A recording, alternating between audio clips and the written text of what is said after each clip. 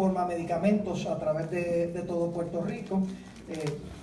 En segundo lugar, mantener la red de hospitales activas y como prioridad energizar a esos hospitales. En tercer lugar, poder tener los acueductos funcionando lo más rápido posible y el alcantarillado. Eso en un esfuerzo colaborativo para ver cuáles son los espacios que se van a tomar más tiempo para generar y cuáles son los que podemos energizar antes para hacer una estrategia combinada y tratar de tener el mayor número de estos establecimientos energizados. Por supuesto, estamos trabajando con las carreteras para abrir pasos. Todavía quedan áreas, particularmente en el sureste, en el suroeste y en el noroeste, que tienen una serie de limitaciones. Se están trabajando y se sigue haciendo la evaluación posterior a las lluvias, que también han provocado mayor número de problemas en esa infraestructura. Continuamos trabajando con lo que van a ser las iniciativas de recuperación y de reconstrucción para Puerto Rico, buscando la evaluación de los daños, procurando el trabajo con Washington para que Puerto Rico pueda tener los recursos para recuperar y para reconstruir de manera efectiva de cara al futuro. Así que esas son algunas de las prioridades. Les hago el anuncio que dejamos sin efecto hoy ya por la noche el toque de queda, así que ya hoy culmina lo que restaba, que era un periodo de medianoche hasta las 5 de la mañana. Hoy eliminamos el toque de queda. De la misma forma, les anuncio que estaré yendo para Washington durante el día de mañana, una serie de reuniones, precisamente trabajando algunas de las prioridades que hemos discutido, tanto con Casa Blanca como en el liderato congresional, para seguir adelantando la agenda y los recursos que son necesarios para Puerto Rico.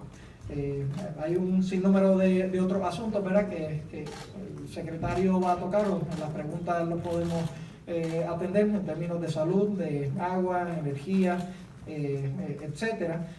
Pero hoy lo que queríamos hacer por la Secretaría de Educación era hablar un poco sobre lo que va a ser la estrategia que vamos a estar implementando en educación de cara a los próximos días.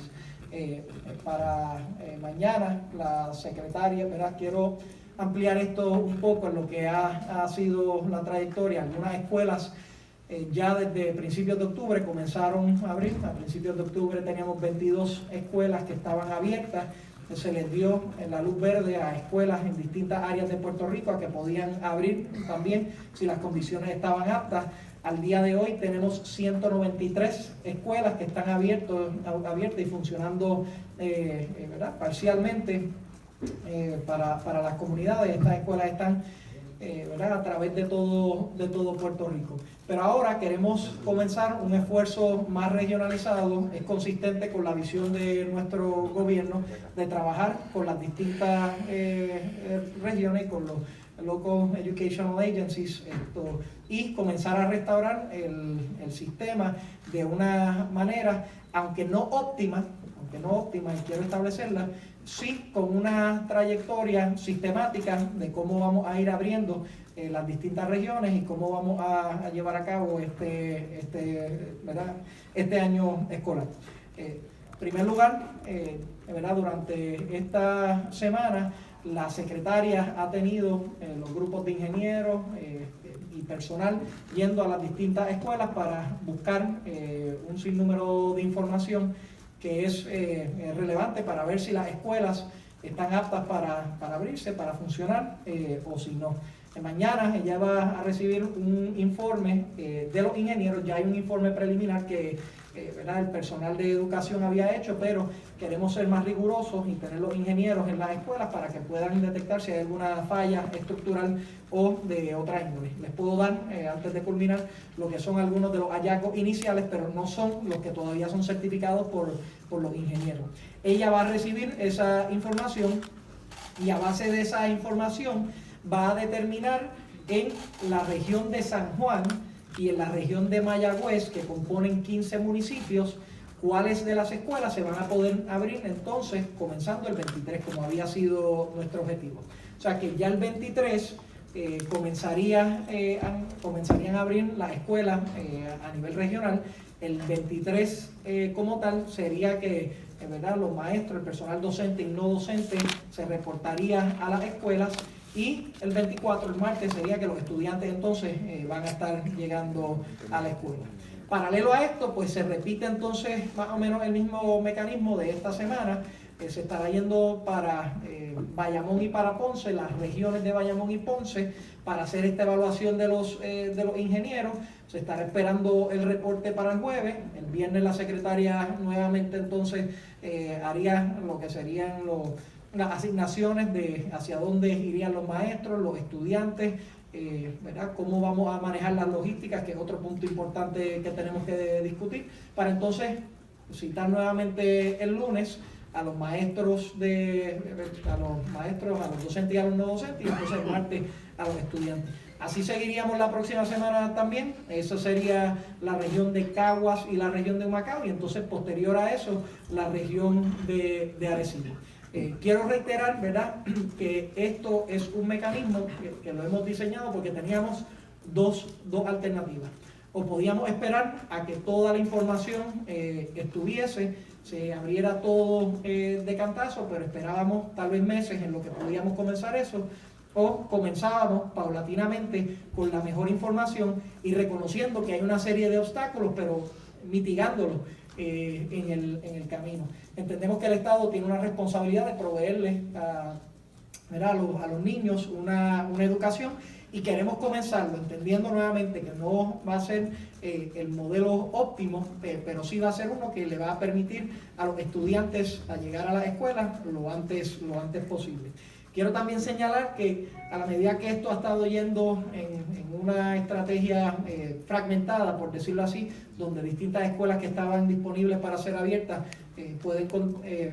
podían hacerlo, eso puede continuar ocurriendo, ¿verdad? O sea, el que se esté abriendo por regiones es una cuestión de trabajarlo de manera sistemática y de poder entonces darle coherencia al año escolar y ver cuáles van a ser las expectativas de cara al próximo año. O sea que eso es el modelo que vamos a estar ejecutando. Ahora bien, hay una serie de obstáculos que nosotros vamos a tener que estar trabajando, vamos a tener que estar observando. Ya hablamos de la integridad estructural de las escuelas, eso se va a estar examinando con los ingenieros y vamos a tener un panorama más claro sobre ello. Segundo, el acceso a agua es esencial, ¿verdad? Que en las escuelas se pueda tener acceso a agua hasta, ¿verdad?